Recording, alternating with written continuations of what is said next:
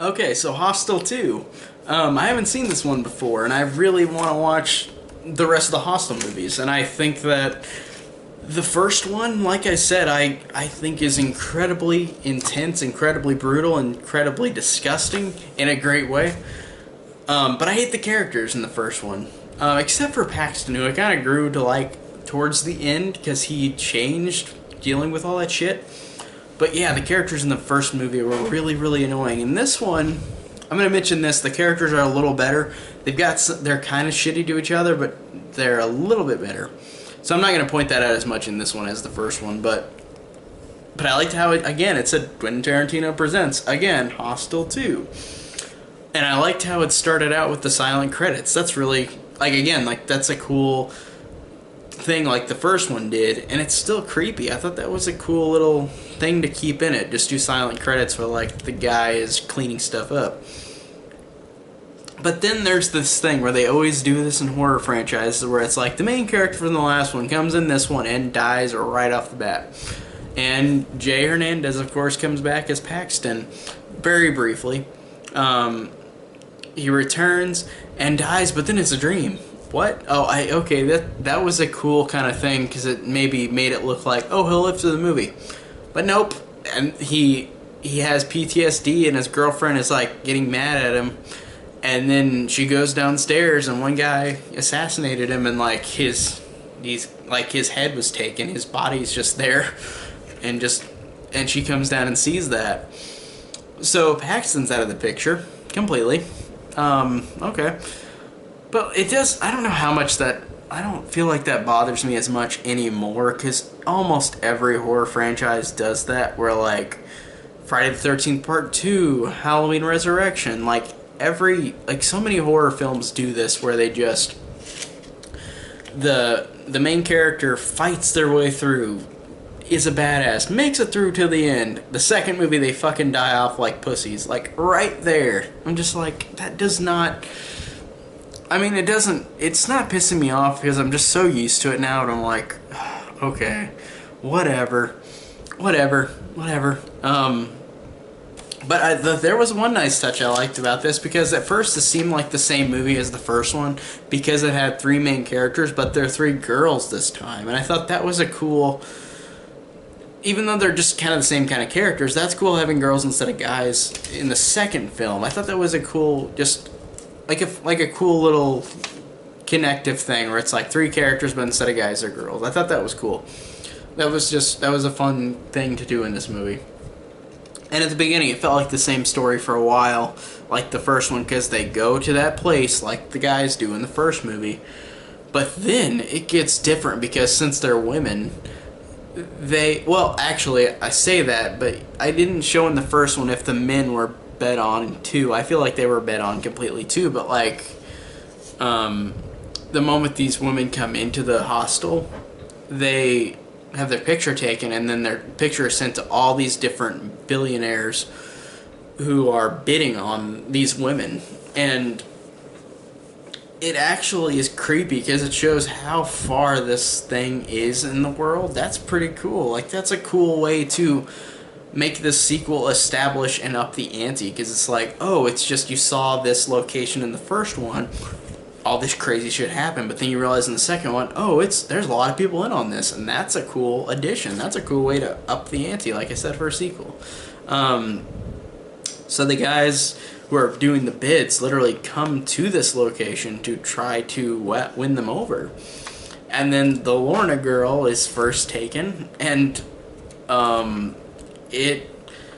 it's one of the nastiest scenes in the whole movie. The Lorna girl, the first girl who goes, her death is disgusting, but it's also one of the most like unexplainable things like to talk to on camera, because it's like, it's gonna sound so stupid when I say this, but this Lorna character is tied up naked, and this woman underneath her uses a scythe, cuts her open all over her body while she bathes in it, and like basically looks like she's having an orgasm. The woman who's laying underneath Lorna, why her blood is flowing out on all over her, and just she looks like she's having an orgasm while she's getting all this blood dripped on her, and she's like licking it up, and like it's so weird, but that it is intense though, intense and brutal, and I really like that, but it has a weird what the fuckness to it,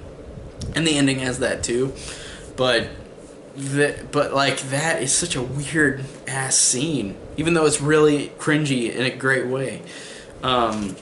And then the other character, when Whitney starts getting tortured too, because it's like the first movie where like one character goes and then the other character starts getting tortured and the other one goes.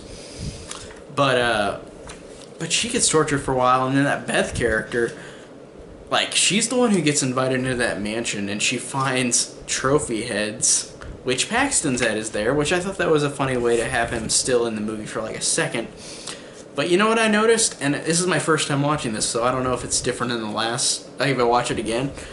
But was that Eli Roth's head on that freaking, like, that set of heads? I think it was. I think it was Eli Roth's head. I think that he did that on purpose because Eli Roth is just, like, putting himself in the movie, but he plays a headless, like, a head on a mantle. But I thought that was funny that his head, if that's true, his head was there. I didn't look clear enough, but I thought I saw him, so it's because I saw Paxton, so I was like, okay, I was focused on that. But then we get this interesting, like, group dynamic with these characters, Todd and Stuart, which are the two guys who are bidding on these girls. And Todd starts torturing Whitney, but like he's too scared to do anything, and he has a saw, but then he actually gets her in the face, and like it's hard to watch because she like gets cleaved right in the face with the saw, and he pulls back like he didn't want to do that, and then she just sits there like bleeding and losing it, and I like the fact that it shows that these two characters are trying to become part of this group, but they're wimps, and they're wimps because they don't want to murder people, and I wouldn't want to either, but they want to be part of this group, but they can't murder people, so they're having trouble. And with Whitney, whenever she gets the saw in her face, like that just, first of all, it works great in how brutal it is, but it also works great in how this character is like freaking out because he doesn't know what to do. And then there's a scene of this guy like in there where he's eating this guy's body, and I'm gonna call him Victor Crumb because I don't know his real name, but that guy played Victor Crumb in Harry Potter and the Goblet of Fire.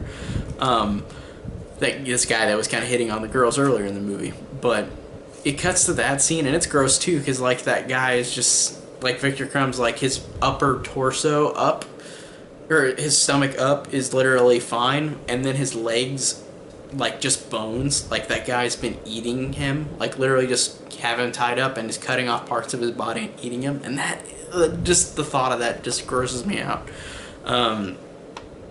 And I like how Beth, this character who was fine at the beginning, I thought as the movie goes along she was a badass, this Beth character, because first she tries to put Stuart into submission because Stuart is trying to actually kill her, he's trying to bring it up to do it. But she's good at, like, trying to get him not to do it. And then she tortures him.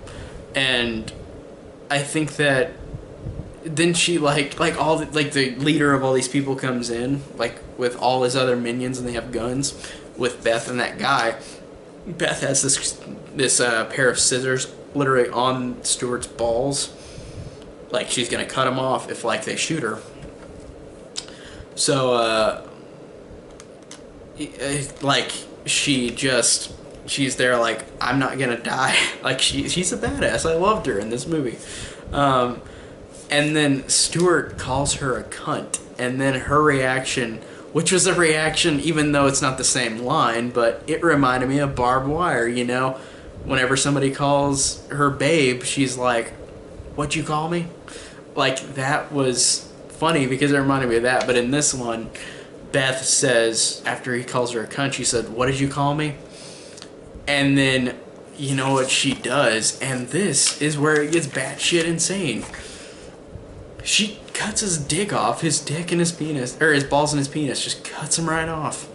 And just him screaming, flailing, and then she literally buys her way into this group because she literally has no other choice. She has to do that or die. She has to kill somebody or die. She can't make it through here without killing somebody. And again, this is where it gets even more weird, because since she's the last girl left, the other two have died, she goes out with those kids who are in both of these movies, those kids that do all this shit, the little street kids. Like, this girl steps away from the party because one of the kids steals her purse, like, she chases after him, and then Beth decapitates the girl, and then the kids play with the girl's decapitated head, or the woman's decapitated head, like a soccer ball, and it's got silly Marachi type music in the credits, and I just sat there like, I don't know what to think of that, but that made an impression on me, because I was just like, that is such batshit insanity. What with the guy getting his balls cut off, with Stork getting his balls cut off, with the kids kicking the head like a soccer ball, with the mariachi kind of music, like, shit like that is just so, like, it wasn't trying to be completely comedy, but it was in a lot of moments feeling like it wasn't trying to be intentional, but trying to ease the stress, because this one had a little bit more comedic things about it, but, like, not overly comedic, but, like, stuff like that, where it's like, it can be interpreted as, oh, that's gross, they're kicking her head with a soccer ball, but it also could be considered pretty silly. I just thought that was funny. So this is a weird sequel, but I did enjoy it. I think overall, even though the first one has shittier characters that I don't like as much, I think I like the first one more in terms of its brutality. But this one didn't get as much time with the girls, but who knows, that might have been a good thing, because they might have had more lines like the guys from the first one and been more unlikable, but this one, with its batshit insanity moments, I was like, it doesn't take itself as seriously. Like, I felt like it was such a rewarding ending in the first Hostel, but in this one, it was just kind of odd. But it wasn't bad at all. It wasn't a bad movie. It was fine. It was entertaining. It was just a little hair underneath the original. So, overall, I'm glad I watched it, and sometime I'll get to Hostel 3. I've got to find a way to watch it, so... And I heard Eli Roth isn't even involved with that one, and I don't know if that one's good or not, but who cares? I'll still watch it sometime. I don't know when, though. One day.